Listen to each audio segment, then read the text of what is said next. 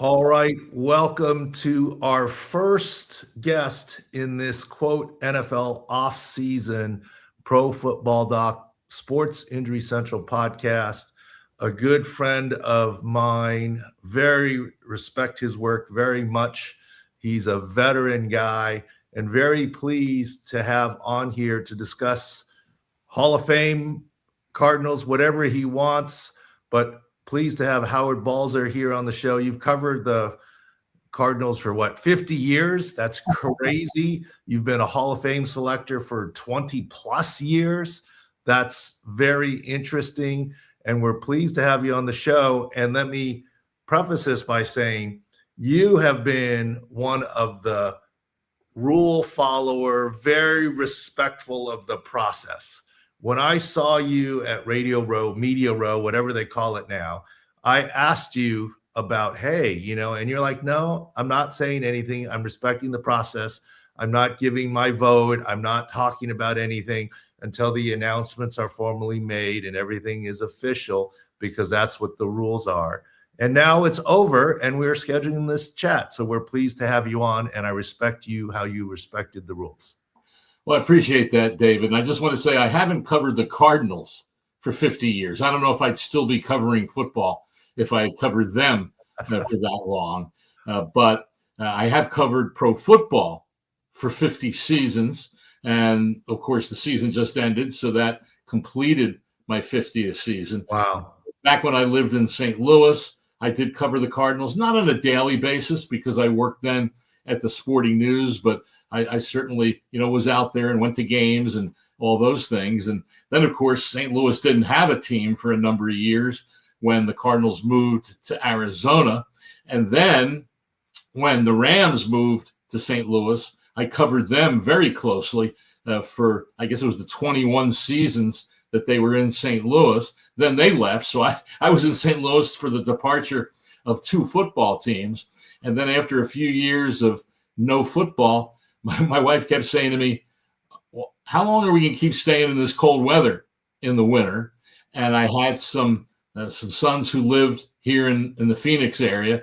And so 5 years ago, we relocated to Arizona, and I've been covering the Cardinals now for the last 6 seasons. So it's been. Well, I stand corrected. You have intimate knowledge of the Cardinals. You're on the Hall of Fame selection committee, and you have great knowledge throughout the NFL, which makes you a great person to chat with.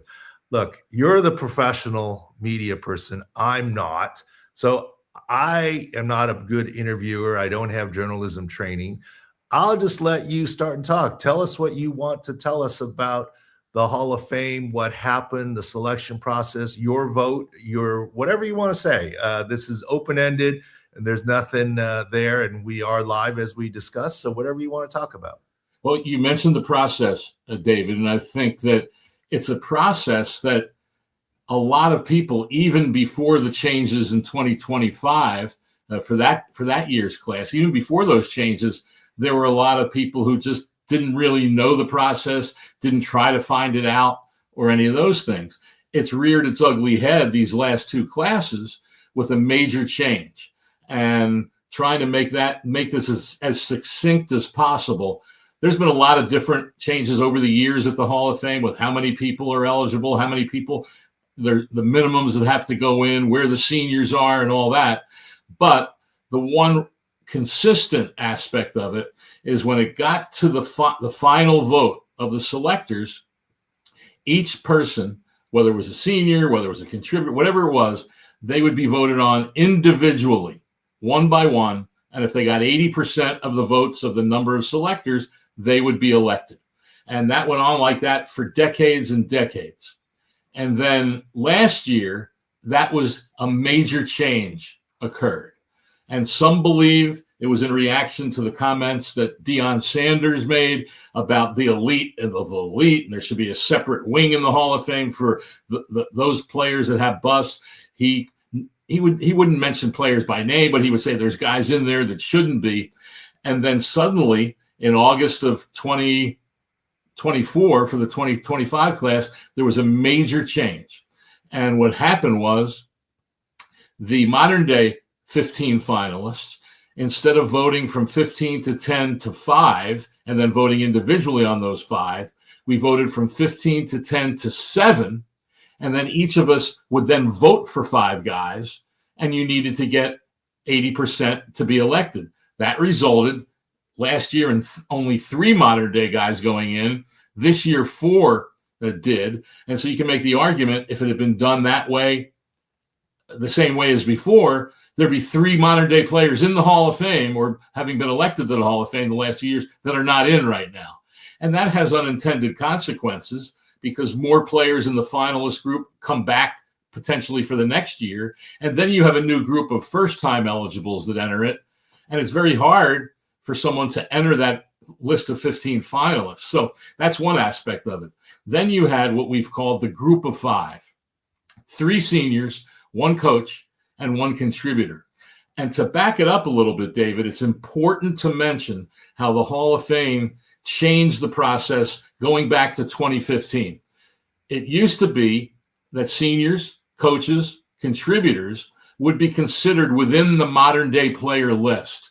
And it was felt that it was too hard for them to get in. Many years ago, they separated the seniors. But in 2015, they separated the contributors, formed a committee.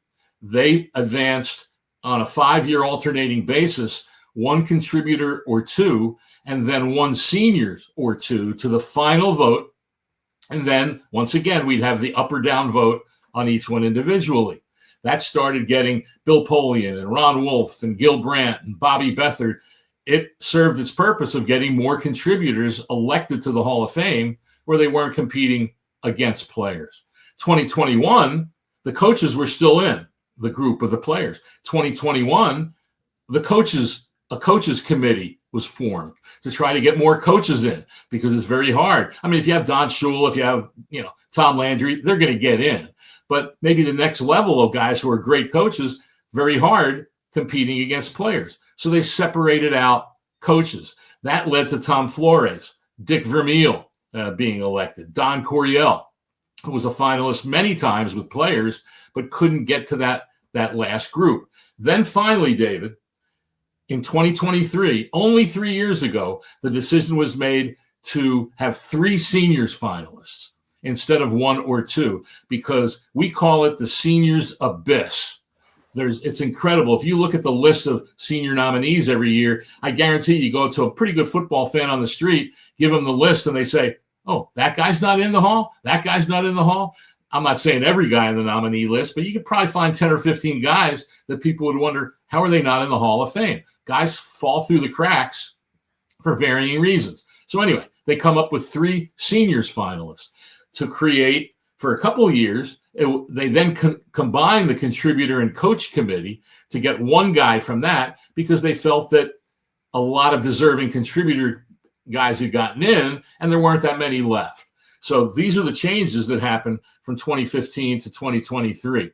Well, then, as I mentioned last year with that group of 5, they decided instead of voting on guys individually, and they'd have a coach, contributor, and 3 seniors, of those 5, we would only vote for 3.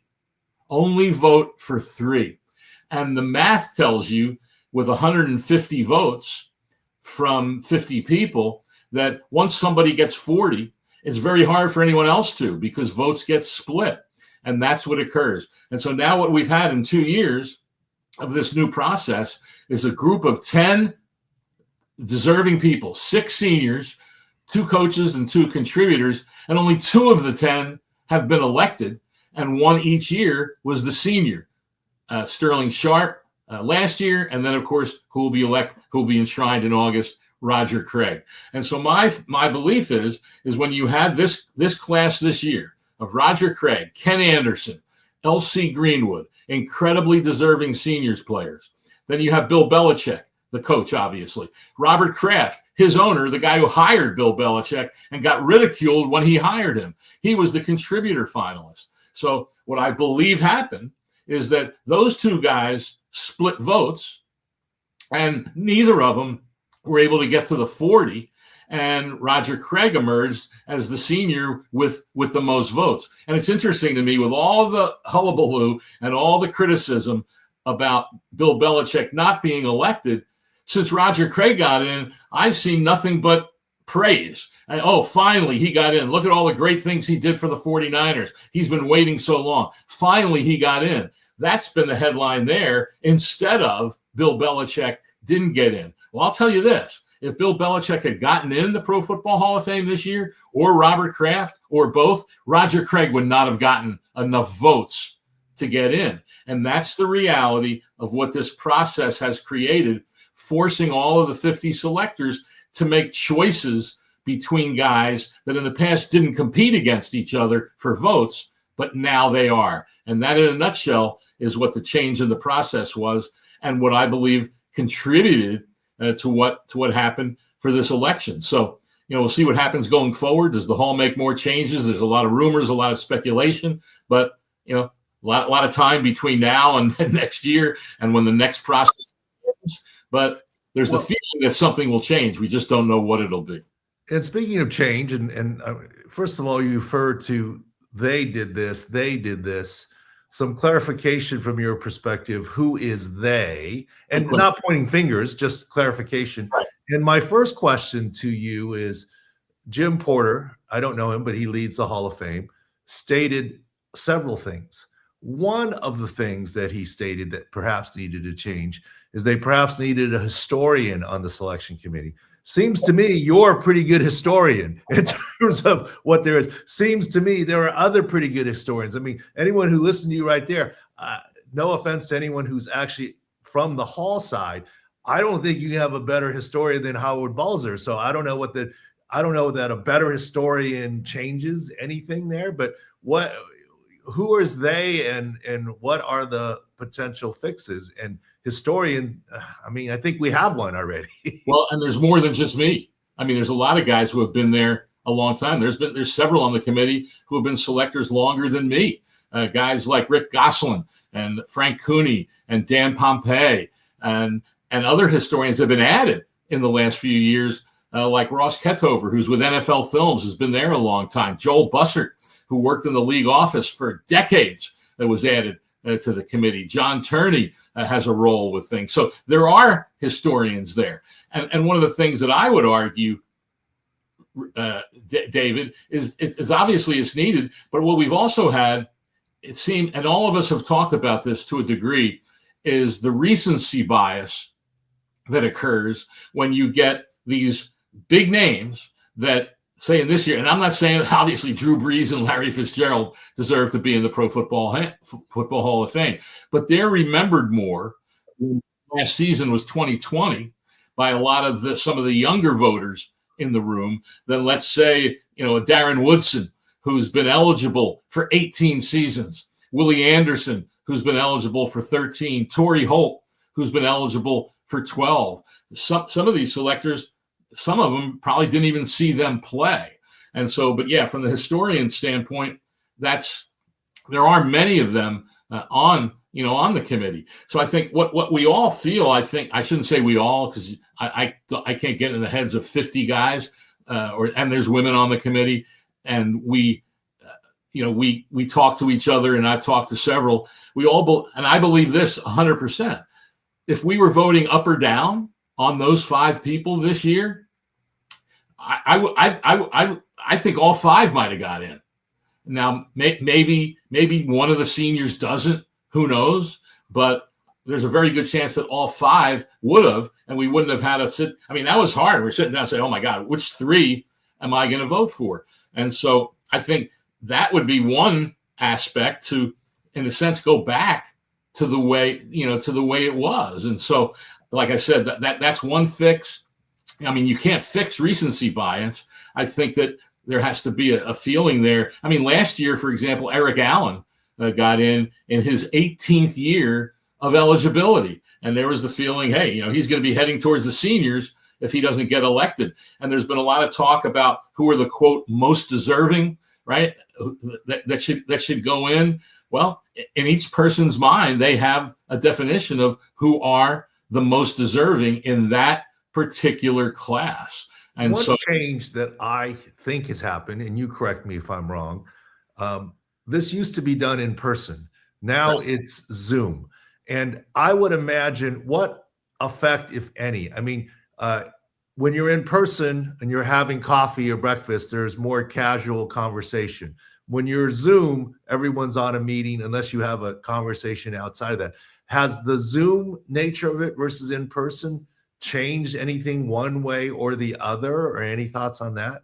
I think there is something to be said for being all together in the same room and seeing each other when we're talking and when the discussion happens. I mean, the way the process works, there's a 5-minute presentation by someone normally from the city or the area where a nominee or a finalist played, and they make a 5-minute presentation.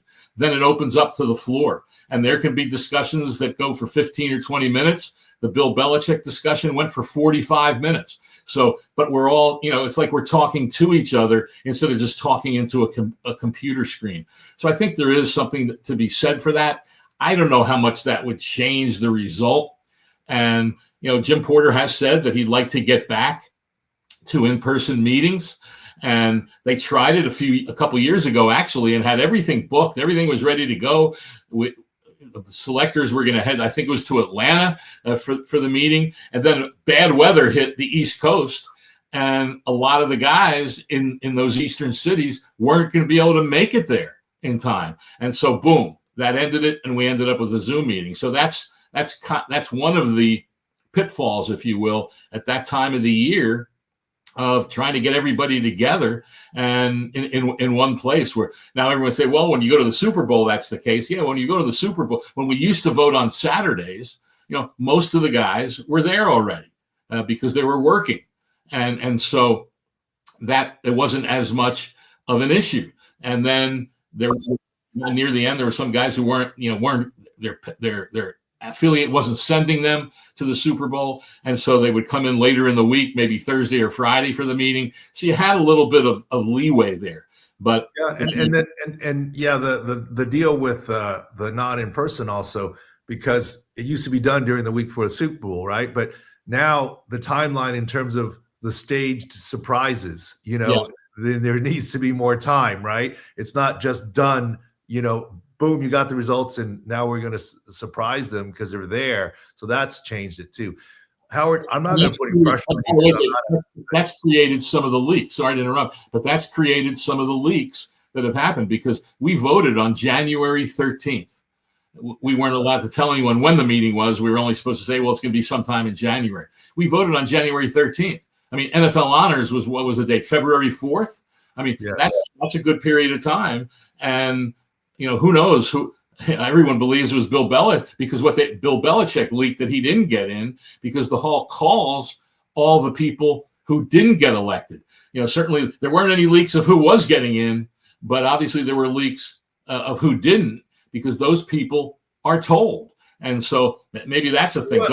And to be fair, look, I'm a little I love Drew Brees. He lives mostly in San Diego. He's got kids. The kids all knew, right, about the surprise. All they have to do is tell one school friend, one best buddy, and then it can get out, kind of thing. And to Brees and his kids and his family, their credit, it didn't get leaked out, but it was a foregone conclusion that Drew was getting in. Like, we all knew that. But on Bill's side, and I'm not trying to protect Bill. I always look at everyone's side. I think it perhaps is not fair to say that Bill leaked it. The leak may have come. Now, maybe he did. But the leak may have come from Bill, because someone would say to Bill, well, we'll see you. Congratulations, you're going to get in the Hall of Fame. I'll see you at honors. And I'll see, well, don't tell anyone, but I didn't get in. And then that somehow gets leaked to somebody.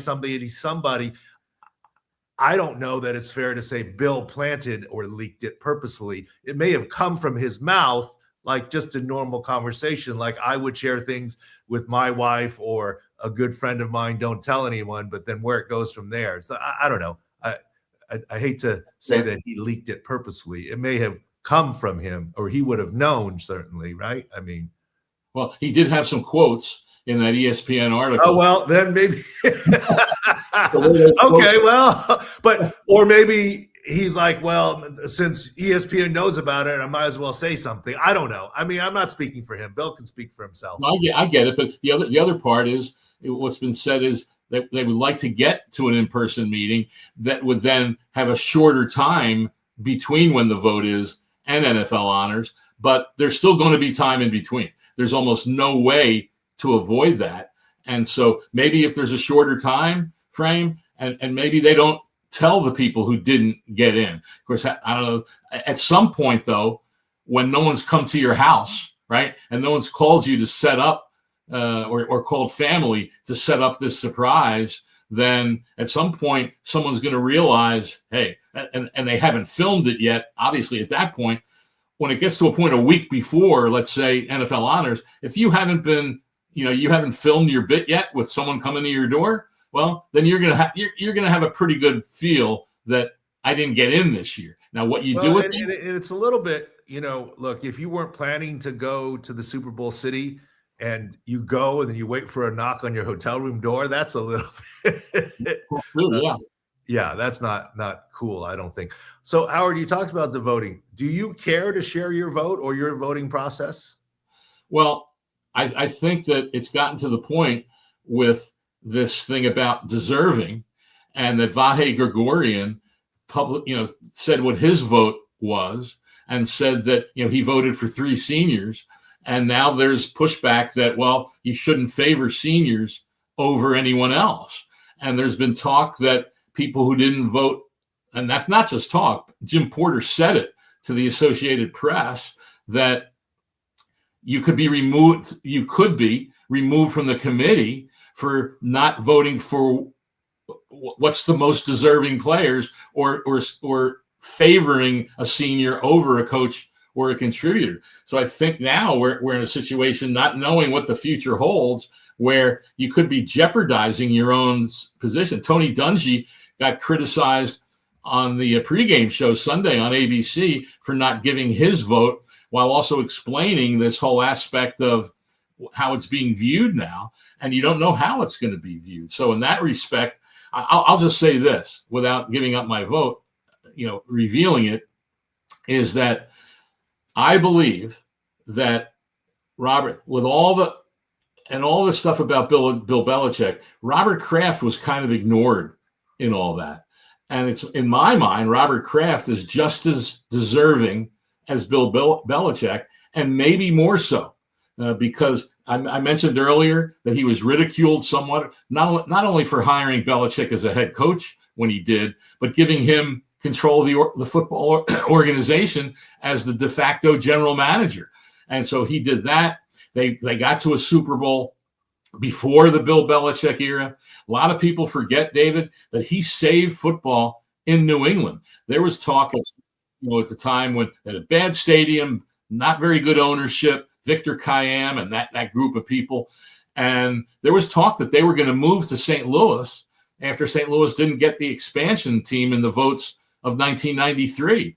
And he saved the team for New England, got a new stadium built, has run this organization tremendously with the success they've had. He was then also very much involved in ending the lockout in 2011, when his wife was deathly ill with cancer and eventually passed away. And he was going back and forth to play, to be with his wife and then be with the negotiations. And a lot of the players on that side, the aspect, credit him for ending the lockout. So he's done incredible things. It's to me just as strange that prior to this year, and Robert Kraft's been eligible for several years and many years, and yet he never made the finalist for that contributor group. And what's really ironic, David, is ESPN, the same guys that wrote the story this year about Belichick, wrote one last year about Robert Kraft not advancing to being a finalist. And how could that be?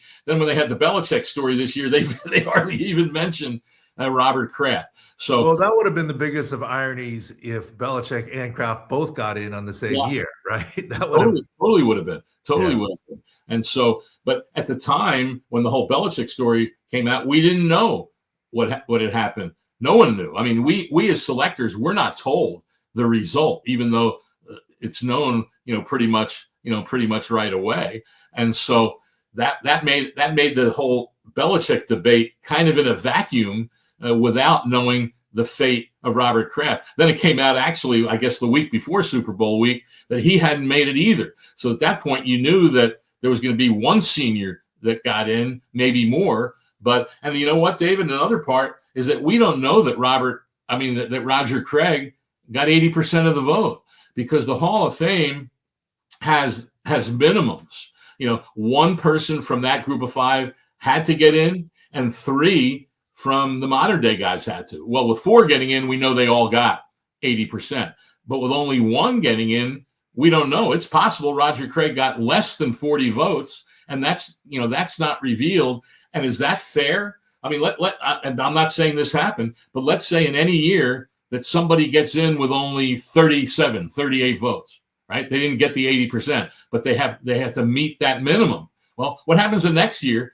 Is it fair if some player gets, or even prior to that, has gotten 37 or 38 or 39 votes and didn't get elected because they had the minimum? Is that fair? But he had just as many votes as someone who did get in a non-minimum year. The vote splitting and whatever that the vote splitting happens. Those things occur. There's no perfect process, I will say that, but I know it's going to be looked at long and hard. I respect your answer on the vote. You're keeping it confidential, but you know who you voted for. One of the things I think the general public, look, I think you can respect, you tell who you voted for, say that you don't. And I actually personally know and love Bill Polian. I have a small relationship with him. I think he's great. I thought it curious that he said he didn't remember he thinks he voted for, and then he clarified that he did. That was an interesting comment there.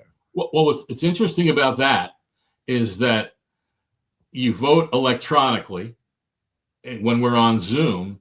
And what I do is I write down, especially with the modern day guys, because there's those individual reductions from 15 to 10 and then to 7. So I write down who I voted for just to see how it matches up.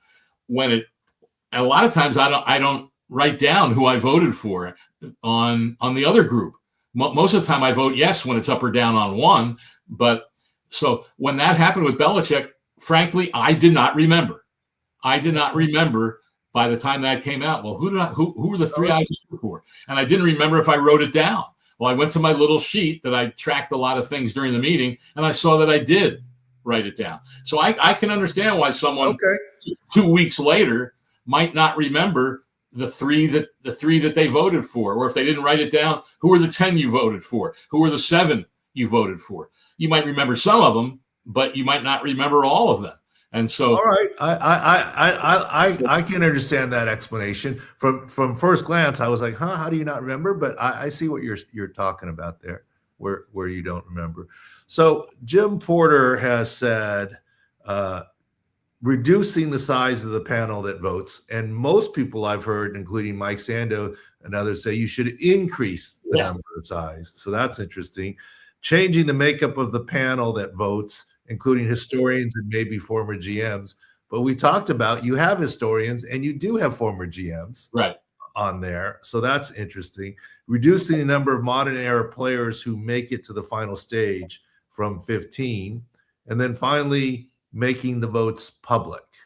Your thoughts on some of those suggestions? Well, I think that I actually have proposed and suggested that we increase the finalists and that maybe have the vote on 2 days, because we discussed 20 people in one day.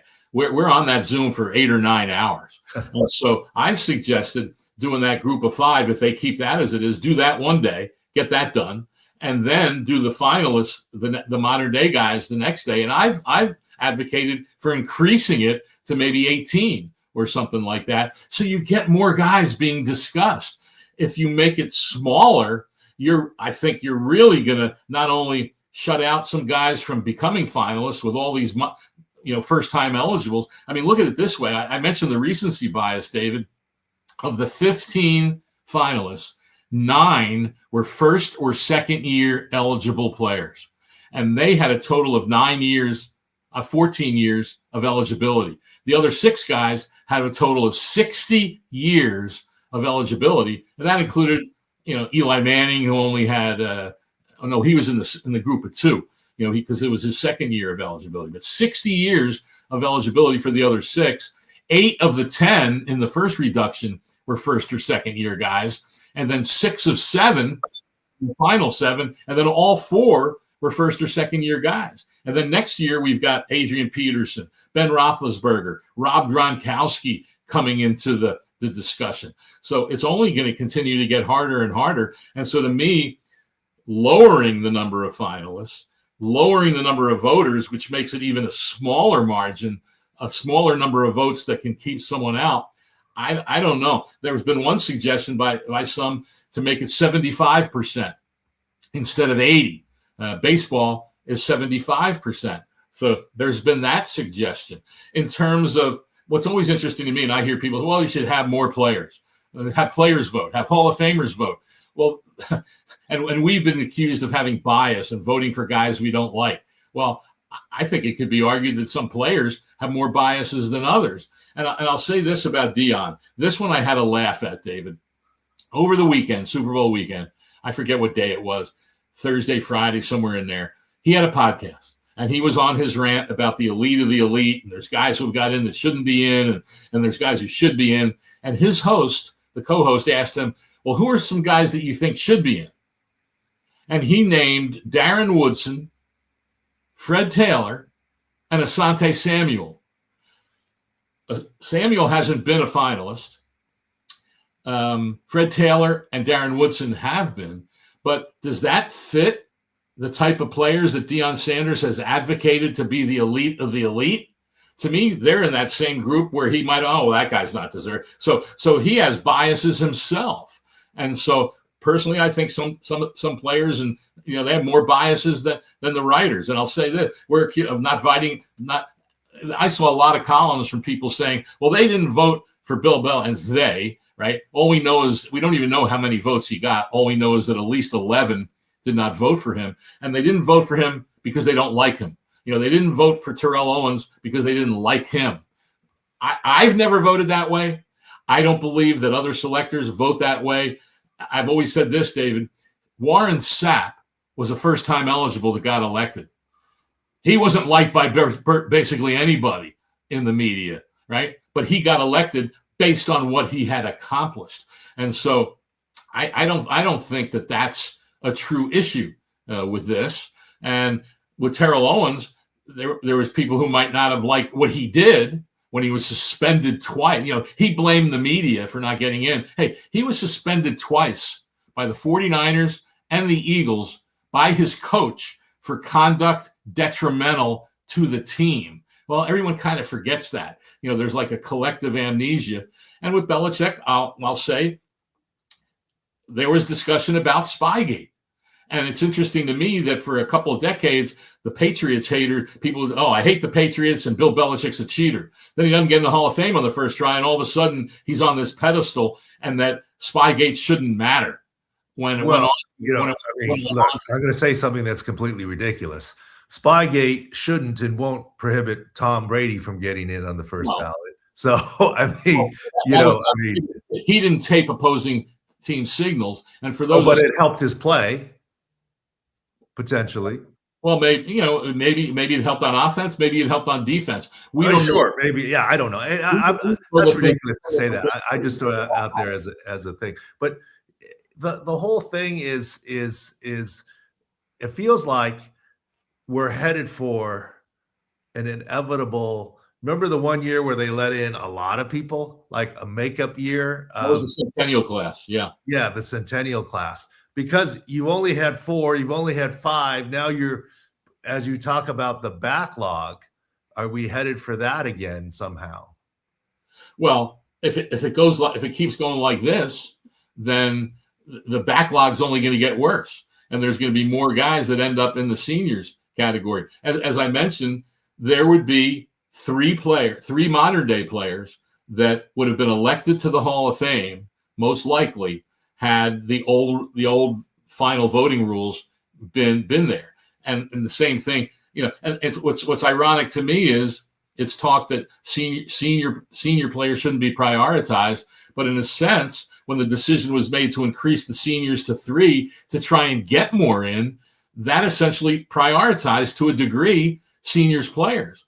And by the way, in the first 2 years, when the seniors group was increased to 3, 5 of the 6 got in the individual vote. One, Art Powell, didn't get the 80%, so he didn't get elected. 5 of the 6, though, got in. The last 2 years now, counting this year, it's only 2 of the 6. So the whole point of getting to 3 seniors has been now kind of slashed out by the way the new process works or doesn't work, whichever way you believe it is. So obviously changes have to happen, but I would hope that they don't go to a 75% threshold, because that would potentially draw a line, cheapening the ones that really deserve to get in.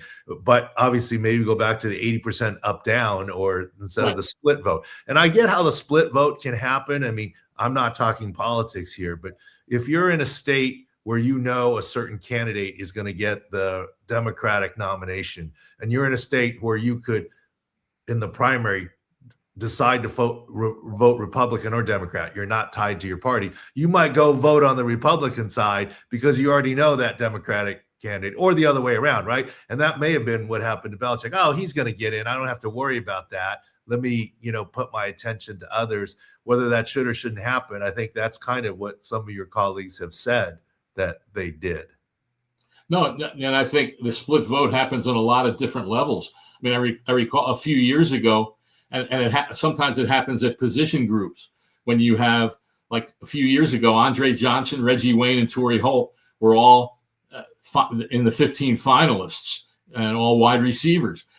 Each of them made the first reduction to 10, right? So you figured, one of them was going to get into the 5, and none of them did. Because probably, some guys in voting for the 5, some voted for Holt, some voted for Wayne, some voted for Johnson, and then none of them had enough votes to get to the 5. And the other point, I see to a degree your point about the 75%, but think of it this way: 80% of 50 is 40, 75% of 50 is what? Well, 38 is 76%. So you really wouldn't have 75. So that's only a difference of 2 votes. The one thing we don't know in any of these things is how many votes did somebody miss by, right? Those guys in the top 7, who was the 8th, and how many votes did they miss by? Probably not very many, but that in the end of the day is what keeps guys from getting in or out of the Hall of Fame. And it certainly could be true of the 15 finalists. Who's 16th? Who's 17th? How many votes did they miss from even getting into the room to be discussed? And so that's when this is the reality of the process. And so there's so many aspects to it that make it really hard. And most of us, we all felt that it was always very hard to get into the Hall of Fame the way it was. Now it's been made infinitely harder, and it's keeping deserving. We have this word, deserving players. It's keeping deserving players out, making the road even harder. And then if you fall into that seniors group, boy, once you're not elected there, a lot of times you don't come back, and you move on to some other guys. There have been cases, Bob Hayes, Claude Humphrey, but it took several years before they even got in to be that finalist again, to be considered. And so, like I said, there's no perfect process, but it certainly seems that this one, and like I said, the vote splitting happens. It happened at offensive line for a few years. It happened with edge rushers when there were a lot of guys that were finalists, and it just happens because so many are deserving and they're close to each other. The elite of the elite, those are easy, right? But then that quote next level, they're very, very close, and everybody has their own individual thoughts and opinions after all of the discussion that comes out in the room. One closing thought on the Hall of Fame before I want to ask you one question and let you go. I really appreciate all the time that you spent, but I want everyone to know that what you do and whatever the Hall of Fame selectors do, in case they don't know, is a labor of love. You're not paid a dime for this. You just said you have an 8-9 hour meeting. You spend every time talking and thinking about this because you are a historian of the game and because you are intimately involved in the game and know it. And it's a labor of love. You don't get paid a dime for any of this stuff.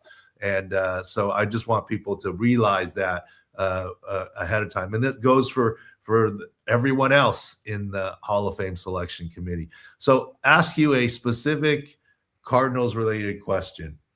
What happens to Kyler Murray, and who's the starting quarterback next year for the Arizona Cardinals? You got a coin to flip?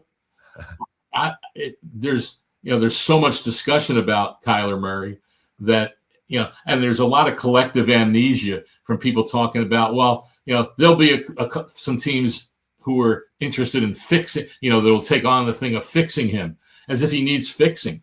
And this collective amnesia, it's one of my favorite words. Everybody forgets stuff. I mean, he had a pretty darn good season in 2024, and the team improved from 4 to 8 wins. The offense was balanced. They had a good running game. They mixed it with the pass. And partially of how he played in 2024 was why there were high expectations for the Cardinals in 2025.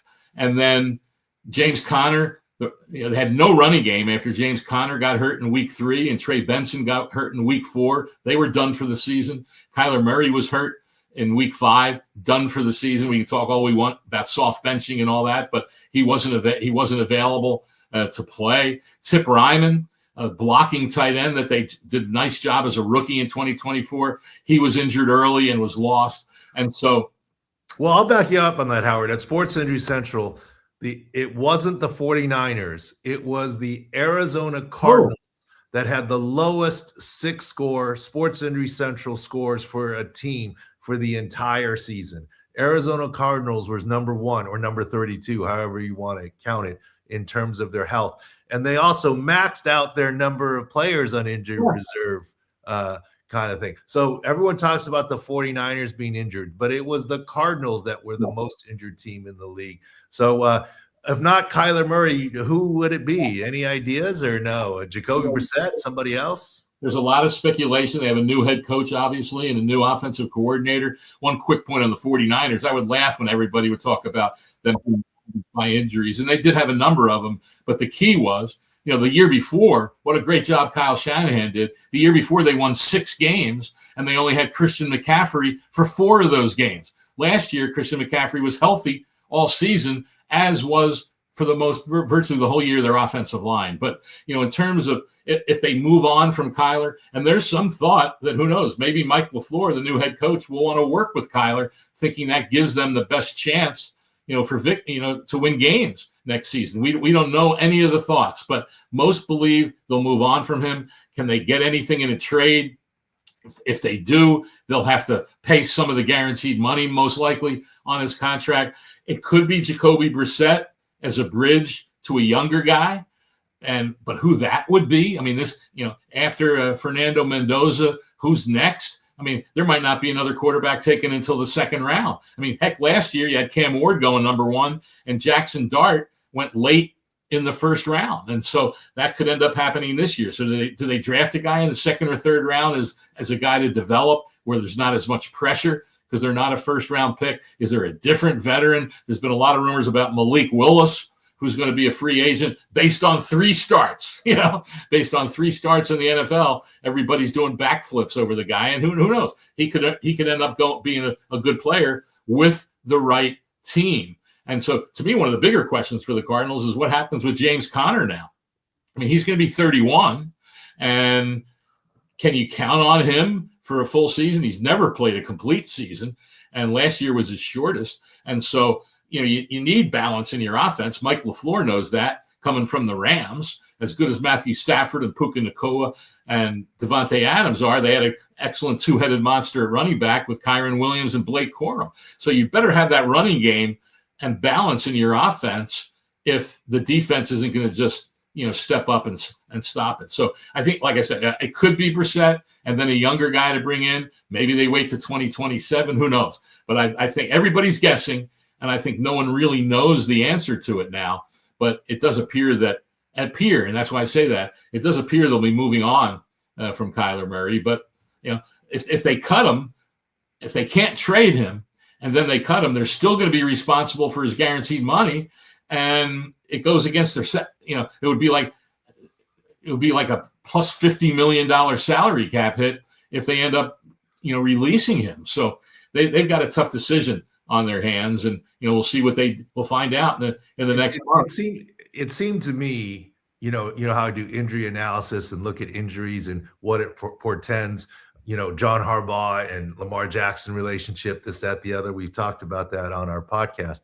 It seemed to me that the 2025 coaching staff and management was turning the page on Kyler Murray. The question is, what does the current new decision makers think of Kyler Murray, right? And that may be different than what the old regime thought. Well, it could be. They still have the same GM and Monty Ossenfort. So I get it, but it's a different head coach. Who knows what he has said behind the scenes? I mean, we just like I said, we just don't know the answer to that question at this point of what they might do. So, all right. Well, Howard, you're going to be a hard guest to top. Can I ask you a question?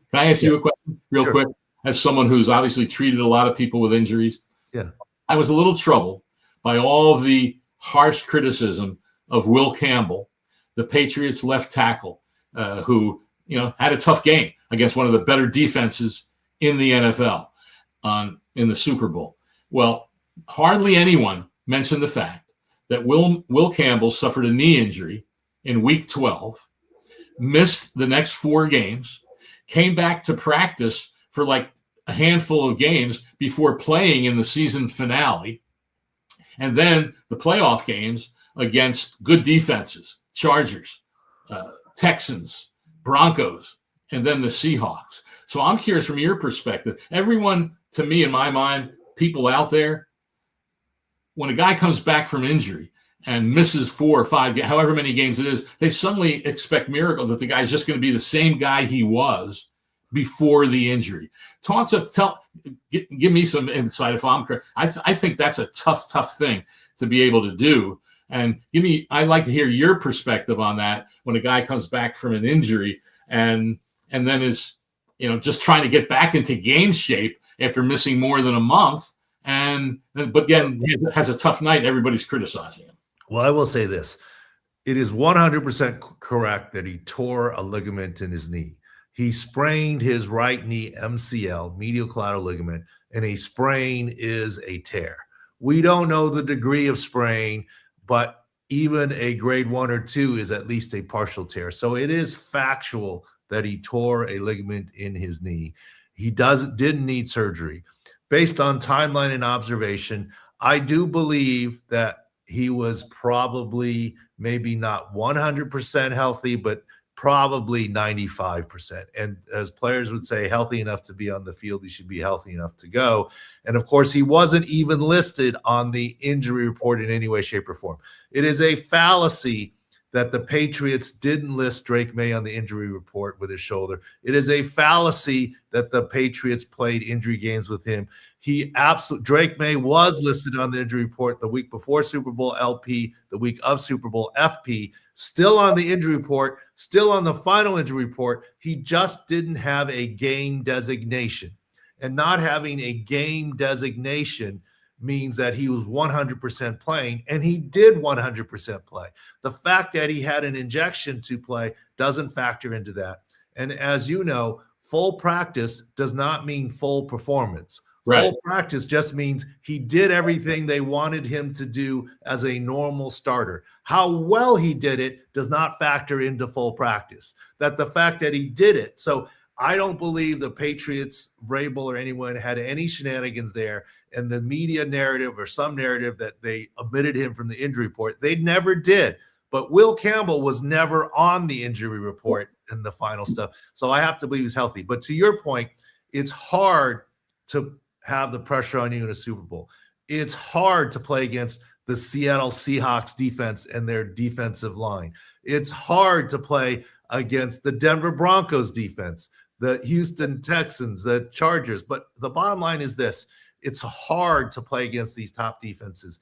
And it's even harder for someone coming off of injury, but even harder for what? A rookie. Forget the shape stuff. He's not a wily veteran. And I would argue it's hard because it's your right inside leg as a left tackle. And that's your kick out side, right? To get to the edge. And how does that change you? So yes, everyone thinks of injuries as binary. They're healthy, they're not healthy, but it's not. There's levels of injury, etc. I do think you're onto something there. How much is the question? But not a ton, but I would argue that it all has a factor. We're going to talk about Lindsey Vonn after we get off here with you, the guest, but Lindsey Vonn, no question she fell because she clipped the gate. Zero question. Clipping the gate made her fall, not her knee. And even with an attacked ACL, she would have fallen the same way.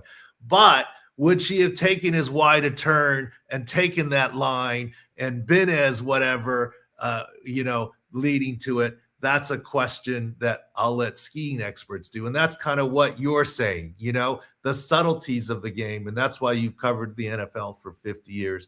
Hard act to follow. Great first guest.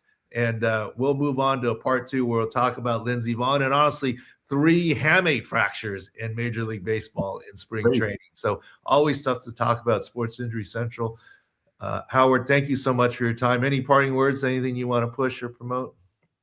No, appreciate the time. Anytime you'd like to chat, whatever.